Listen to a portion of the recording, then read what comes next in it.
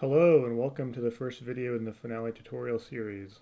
This is going to be a series of videos I'm doing to take a look at the Finale Fireworks product and how to use it. We recently had a bunch of members in our Kansas City Area Pyrotechnicians Club purchase Finale Fireworks, and a lot of them had requested that I do a series on how to use Finale, and figured I might as well publish it out to everyone. So we'll go ahead and get started right away. All I've done so far is just opened Finale, brand new show. And this is what it's going to look like the very first time you log in. Well, except for maybe these are my simulations for some cakes I've created up here. Otherwise, when you first log in, you just get this blank screen. This is the default background. You can change the background. I haven't ever found much use for that. You never really get it to look like what it's going to look like in the actual show. This down here is your timeline. This is where you'll see the effects start to show up. In terms of firing order and duration and everything, your simulations will be displayed out here. So if I put a simulation out here, I can see that it adds it down to my timeline down here, and if I play it by either pressing spacebar or the play button right here, you'll see that it begins to play the simulation. I can press spacebar to stop. Lots of different ways to highlight things. You can click on something down here and it will highlight the effect. You can click on the effect in here and it will highlight it. You hit delete and delete it.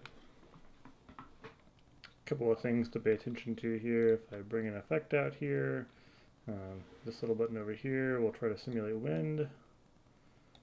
If I drag it around, simulate a wind, you can see it kind of anticipates that I have some wind that's blowing my shots around. I don't personally use this a whole lot, so I usually just leave it at 0 here. This over here will zoom you in and out, essentially just how far away from the fireworks you are, is what that's simulating. It can be helpful if you're trying to design a really wide show, though, or something like that. So almost the first thing I do every time I open Finale is I come down here into the lower right-hand corner, and the second from the bottom little button, two little arrows up and down, you can click it up to 3 times. And it increases the size of your timeline. Now right now there's one effect out there that doesn't seem too useful or important, but I guarantee you it comes in very handy when you have a lot of effects overlapping in time. And the other thing that comes in very handy from this timeline down here is you can move this little slider bar to adjust the overall size. So this means I'm seeing a lot. This means I'm getting down to, you can see here, this entire area is just 1 second. So that can be very useful when scripting hits on a powered musical or something, or trying to move effects around very minutely. You'll see that later in the series. The far button on the right down here will change what the effects look like on your timeline. I usually prefer this method, although having the bar here that shows the effect name can be useful as well. I alternate between probably those two. I'm not sure what these little guys do. I have no idea.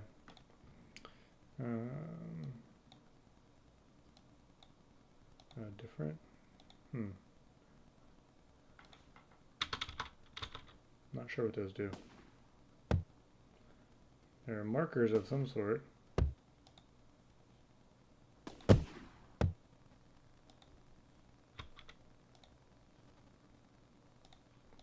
I guess that's if you easily want to bring your cursor back to a spot. Can't say I've ever played around with that. I can see where it would be useful every now and then, though, if you need to bring your cursor back to an exact spot in the future. So let's see here. Other general items to acquaint yourself with in Finale. Along the top here, you have your file, so you can save the disk, open from disk. If you save the network, that's what generates the video preview later. You can look at firing view. I'll do a whole entire video on firing view. That's really helpful. Equipment view, bird's eye view. Bird's eye view is really helpful for when you are lining up a show. It will let you look at your shoot site from top down. So if you're plopping positions around and you've got them like maybe a 1-4 line and a 1-3 line. You can get a feel for how all that's laid out from the top-down perspective. You can also hit Control B, and it will bring you back to your normal view. You can import a show. I haven't used that a whole lot. It kind of works. You can export to whatever firing systems. Finale supports several. I use Cobra. You can print your report, print your labels. Those are both very handy. We'll go over that in future videos. There are some user preferences that are worth noting here. Some rack preferences, pre-fire settings. You can set your firing system. On the edit side of things, this is your traditional undo, redo, cut, copy, paste, etc. Duplicate is useful. We'll show you how to use that.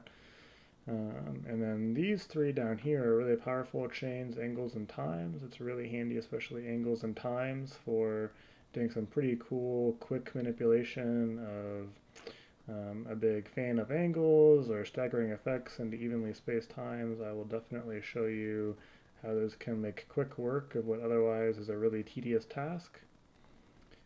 Show is where you get into all your show designs, adding launch positions, addressing your show, assigning racks. You can do things like lock your addresses or unlock your addresses in case you maybe have already done some labeling on your show and you don't want any of your addresses to change if you go add more.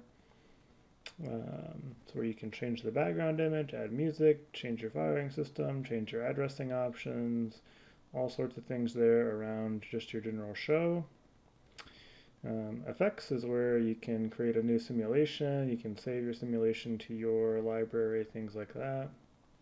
And then views. Views is a really, at least for me, was a really underrated area that I hadn't used a whole lot for several years until I figured out I can actually have multiple shows open at the same time and flip back and forth between them.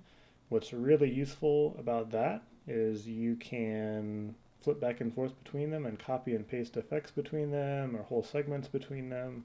So if you've got a section in one show that you really like and you want to use it in another show, you can open them both and just copy and paste right over. Finally, you've got the main section that you see here, which are showing you all your simulations available. So general areas of shells, comets, mines, candles, cakes, and other. They added these little sub-designations at a later point, so not all of my simulations are tagged as a cake or slice, etc. And then finally, you've got several different inventories. A lot of these were pre-built into Finale.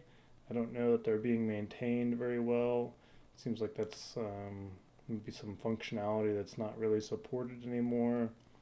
But there are some inventories out there, like 76 and Dominator, which still have some useful starting points for effects. And then, of course, your My Fireworks are all the ones you've created on your own. I think that's the general overview of Finale.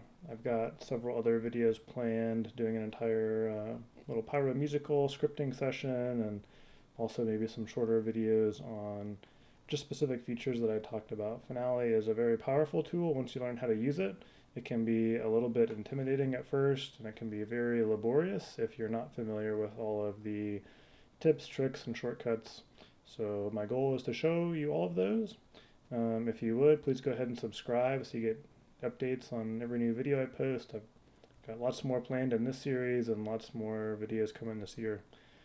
Thanks for watching, and we'll see you next time.